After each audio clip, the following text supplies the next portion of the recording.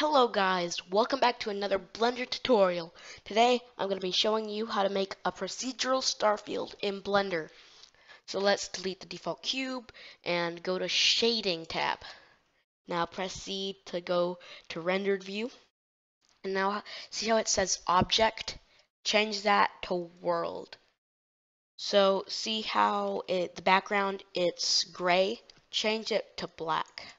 Now Shift A and search noise texture, and it should be right there.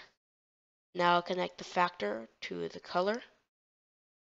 Now Shift A and add a color ramp.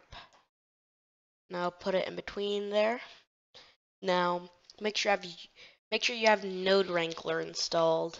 Just go to Edit, Preferences, and search Node, and it should be right there. Just make sure you have it checked. Now select the noise texture and press Ctrl T. So now you're gonna put the scale to about 250, and now you're gonna take this black part of the color ramp and then just move it to about there, and then you're gonna get some stars. That's the easiest way to make stars in Blender. Make sure to like and subscribe, and thanks for watching.